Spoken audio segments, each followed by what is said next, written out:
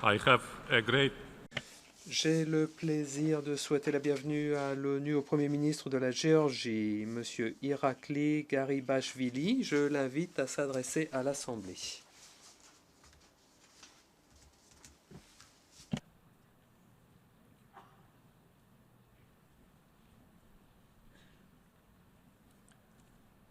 Mr. President, Monsieur le Président, Mesdames et Messieurs les représentants, Excellences, c'est un grand honneur pour moi que de pouvoir m'adresser encore une fois à l'Assemblée générale alors que nous célébrons le 70e anniversaire de la création de l'Organisation des Nations unies. Cette occasion est la possibilité de réfléchir à nos réalisations et nous rendre compte aussi des défis qui persistent pour la réalisation de la paix, la sécurité et les droits de l'homme sur le plan national et à l'étranger.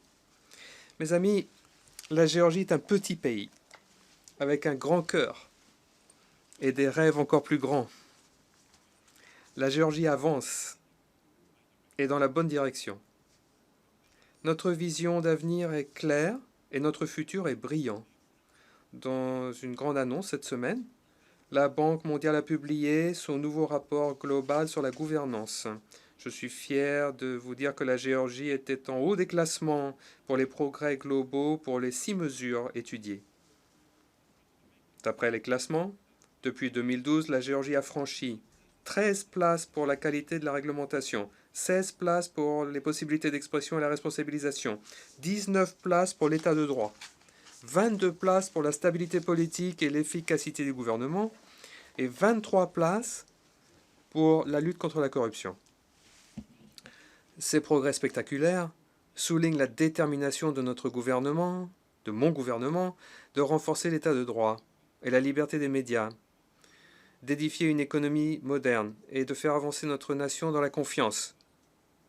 En revanche, il y a 20 ans seulement, la Géorgie était un pays isolé, déchiré par la guerre civile, avec très peu d'institutions opérationnelles correspondant à un État moderne. Aujourd'hui, nous écrivons un nouveau chapitre dans l'histoire de notre grande nation. La Géorgie est un État moderne et dynamique. L'année prochaine, nous allons célébrer le 25e anniversaire du recouvrement par la Géorgie de son indépendance. La liberté, l'équité et la justice coulent dans les veines des membres de notre peuple. Le peuple géorgien est attaché à l'état de droit, la protection des droits de l'homme et aux valeurs démocratiques. Nous allons maintenir le cap sur la réforme, qui est la seule voie aboutissant à la paix et à la prospérité. Nous faisons avancer notre pays avec le même esprit que nos ancêtres ont incarné pendant des milliers d'années. Mon pays a intégré les principes de la Charte des Nations Unies. Ces principes ont guidé notre développement démocratique. Nous avons appris rapidement et nous avons souscrit avec passion à l'esprit de coopération internationale. Et donc, au nom de tous les Géorgiens épris de liberté, je remercie l'ONU et tous les peuples libres du monde entier. Je vous remercie d'avoir soutenu fermement mon pays. Aujourd'hui, la Géorgie est fermement reliée au reste du monde et à la famille des nations. Nous nous sommes consacrés à la démocratie, aux droits de l'homme, au développement durable et à la promesse de la paix. Nous édifions une démocratie mûre et une économie qui crée des emplois, même face à des menaces sécuritaires régionales notables. La trajectoire régulière de notre voie euro-atlantique correspond à l'identité européenne solide et aux valeurs européennes de la Géorgie. L'intégration européenne s'est avérée être une mesure d'incitation puissante pour la coopération sereine entre États européens et leurs voisins. Nous avons atteint un jalon historique en juin 2014 lorsque j'ai signé l'accord d'association avec l'Union européenne. En tant que membre de l'Europe, la Géorgie fera partie de cet ensemble de paix et de stabilité, ce qui ne peut que profiter à nos voisins, et je pense que cela nous rendra tous plus sûrs. Au cours de ces dernières années, mon gouvernement et notre pays ont réalisé des progrès dans tous les domaines de politique générale. Nous avons établi un pacte social qui récompense le travail et l'esprit d'entreprise, tout en assurant un système de protection sociale pour ceux qui en ont besoin. Malgré les conjonctures économiques difficiles, nous avons introduit un programme national de soins de santé et nous avons doublé les services de protection sociale. Pour une seule initiative importante, par exemple, nous allons sauver plus de 200 000 vies humaines grâce à une nouvelle campagne créative pour lutter contre l'hépatite C. Nous solidifions la démocratie de la Géorgie. Notre peuple exige et mérite une démocratie solide et un gouvernement dynamique. Nous avons créé un système de gouvernance qui, plus que jamais auparavant, est plus transparent et plus responsable envers la population. Mais nous n'allons pas nous reposer sur nos lauriers. Il reste encore beaucoup à faire.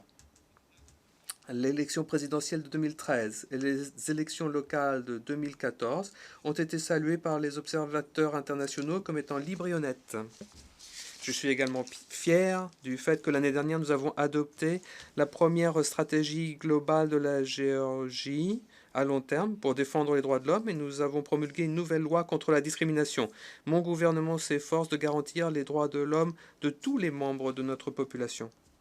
Ce qui va de pair avec une démocratie libre et ouverte, c'est un marché libre et ouvert. La liberté économique reste le fondement essentiel de notre plan de développement. Notre plan est conçu pour faire croître notre économie, renforcer nos institutions de gouvernance et créer davantage d'emplois et de possibilités pour la population géorgienne. Nous favorisons la croissance en faisant de la Géorgie un excellent pays pour faire des affaires et une destination attrayante pour les investissements étrangers. Depuis 2014, nous avons ajouté 90 000 emplois nouveaux en Géorgie dans tous les secteurs, y compris l'agriculture, la manufacture, le tourisme et l'énergie. Faire des affaires en Géorgie continue d'être facile. Les entreprises étrangères et nationales opèrent librement dans un environnement compétitif avec de solides garanties de respect des droits de la propriété privée. La Banque mondiale a classé la Géorgie comme étant le 15e pays dans le monde où il est le plus facile de faire des affaires. En 2014, la Géorgie a atteint une augmentation de 87% d'investissements étrangers directs. C'est la plus forte augmentation, le montant le plus élevé d'investissements étrangers directs depuis 2007. La Géorgie est également devenue une grande destination touristique et accueille des événements sportifs internationaux. Le monde s'aperçoit que la Géorgie a tous les attraits. Des plages magnifiques, d'étonnantes bases de loisirs dans les montagnes, une grande tradition culinaire, des vins exceptionnels, des sites historiques uniques en leur genre et une hospitalité hors pair. En août, Tbilissi a accueilli 2 grands événements sportifs. Le Festival olympique européen pour les jeunes et la Supercoupe UEFA 2015. Ces événements sportifs ont été une occasion singulière de célébrer la coopération qui doit l'emporter sur les conflits. Parlant de sport, je saisis cette occasion pour souhaiter bonne chance à l'équipe nationale géorgienne de rugby alors qu'elle va affronter la Nouvelle-Zélande demain dans le cadre de la Coupe du monde de rugby. Notre nation est fière de ses rugbymen. Autre domaine de développement national, l'éducation. Je sais personnellement quelle est la valeur précieuse d'une bonne éducation et des études à l'étranger, et je souhaite que les jeunes géorgiens aient la même possibilité que moi. À cette fin, nous avons lancé un nouveau programme qui fait que le gouvernement géorgien va fournir un appui financier pour que nos étudiants puissent étudier à l'étranger. En échange, ils doivent rentrer en Géorgie et mettre leurs compétences au service de notre pays. Pour les Géorgiens travailleurs acharnés qui ne peuvent pas aller à l'étranger, nous apportons une éducation de niveau mondial en Géorgie. Et récemment, nous avons inauguré un nouveau programme en coopération avec la Société américaine du défi du millénaire. Et ainsi, les étudiants géorgiens peuvent maintenant obtenir un diplôme d'ingénieur américain de l'université de San Diego State sans jamais quitter la Géorgie. Même avec toutes ces réalisations, nous avons encore des difficultés en matière de sécurité nationale. Depuis ma dernière déclaration à l'ONU, je regrette que la Fédération de Russie ait signé les prétendus traités d'intégration avec Sukhumi et Tskhinvali. La Russie continue en conséquence d'étendre sa maîtrise de façon illégale sur un territoire souverain géorgien. Je condamne cette annexion rampante et le mépris par la Russie du droit international. Un résultat tragique, c'est que la population locale dans les territoires occupés de la Géorgie est privée de ses droits fondamentaux, les droits fondamentaux d'un peuple libre. Les autorités de facto récemment ont pris des mesures supplémentaires pour réprimer les droits des Géorgiens d'être éduqués dans leur langue maternelle. La liberté de mouvement, de circulation, les droits fondamentaux d'une nation libre sont écrasés, de même que les espoirs et les rêves de centaines de milliers de victimes du nettoyage ethnique qui souhaitent simplement regagner leur lieu d'origine. Je dois encore une fois souligner l'importance de la résolution de l'Assemblée générale intitulée Situation des déplacés et des réfugiés d'Abkhazie, Géorgie et de la région de Tsin Valley, Ossétie du Sud, Géorgie, adoptée annuellement par l'Assemblée générale des Nations unies. Chers amis, la douleur de ce conflit est bien réelle. La dislocation est profonde. Depuis 2012 seulement, notre gouvernement a fourni des logements à environ 10 000 familles de déplacés provenant des territoires occupés. Dans le contexte de la persistance de l'occupation russe, mon gouvernement, néanmoins, a indiqué clairement qu'il faut forger des relations responsables et pragmatiques avec la Fédération de Russie.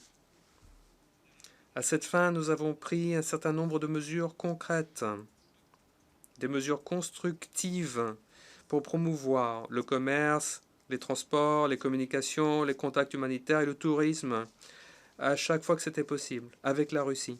Permettez-moi d'être clair. Les relations avec la Russie ne peuvent pas être réglées aux dépens de notre souveraineté ni de notre intégrité territoriale. J'espère donc que la Fédération de Russie s'acquittera enfin de ses obligations internationales, y compris l'accord de cessez-le-feu du 12 août 2008, et que la Fédération de Russie agira en tant que membre responsable de la communauté internationale. En même temps, je tiens à réaffirmer, une fois encore, notre ferme attachement au règlement pacifique de ce conflit, en se fondant sur les principes fondamentaux du droit international et de la Charte des Nations unies. Permettez-moi maintenant de m'adresser au peuple d'Abkhazie et d'Ossétie. Mes chers frères et sœurs, je suis fermement convaincu que personne ne pourra réécrire l'histoire. Personne ne pourra effacer notre passé commun. Toutes les tentatives pour couper les liens entre nous et diviser nos peuples échoueront.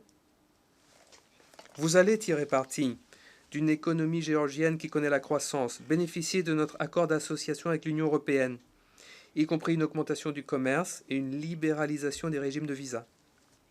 Nous savons que la trajectoire de l'histoire est caractérisée par davantage de coopération, davantage d'intégration, davantage de prospérité. Lorsque nous travaillons ensemble, nous réussissons tous, nous en tirons tous parti. J'attends avec intérêt le jour où vous pourrez partager notre prospérité mutuelle.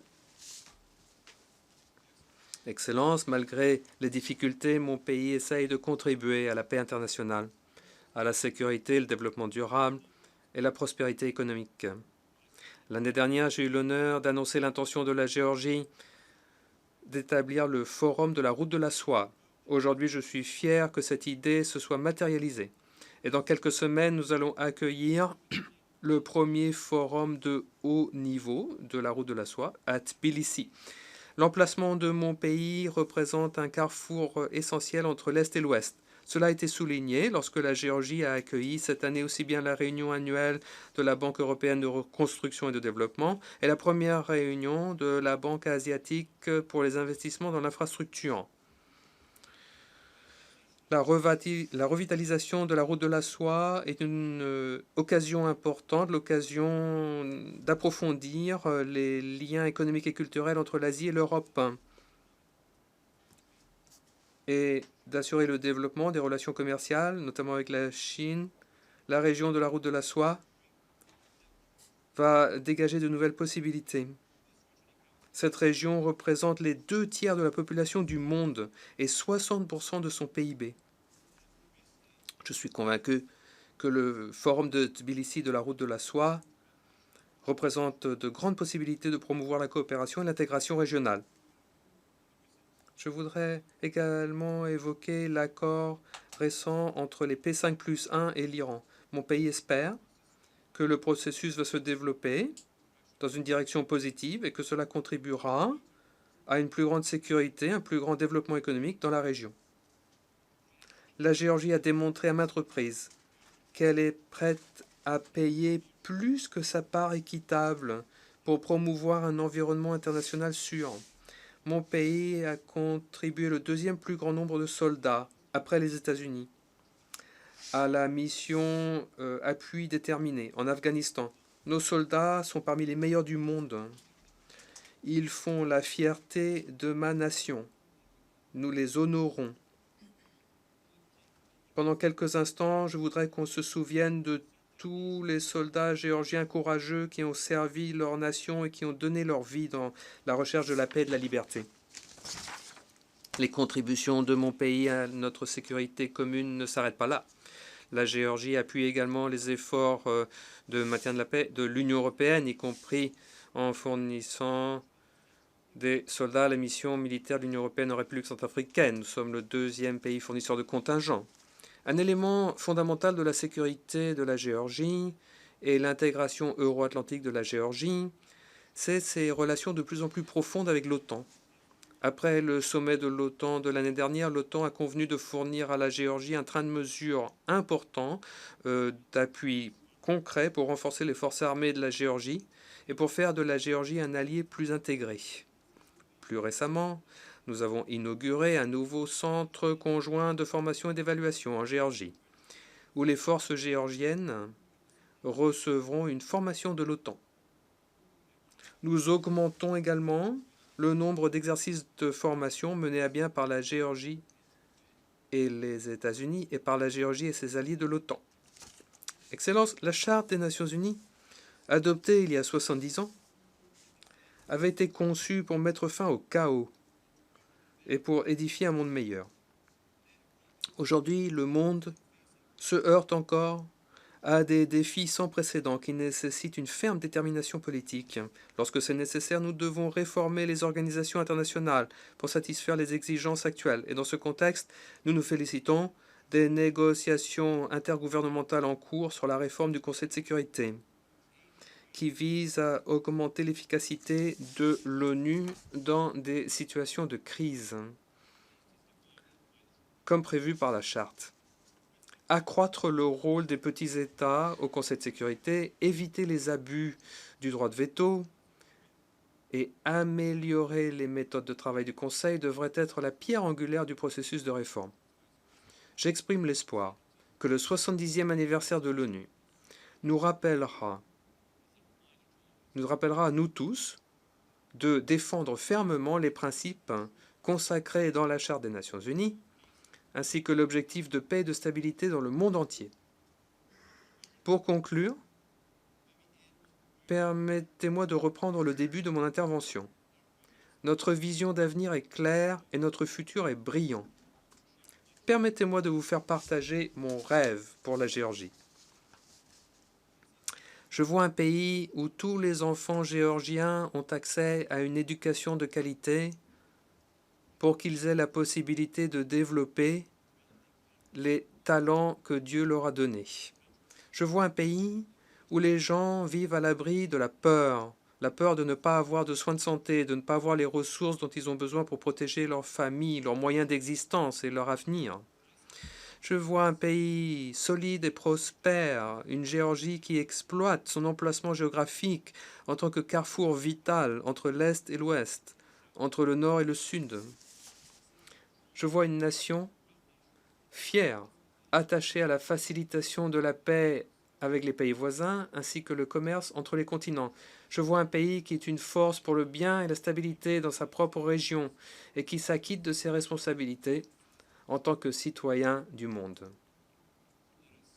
Avançons ensemble vers l'instauration d'un avenir meilleur pour les prochaines générations. Je vous remercie.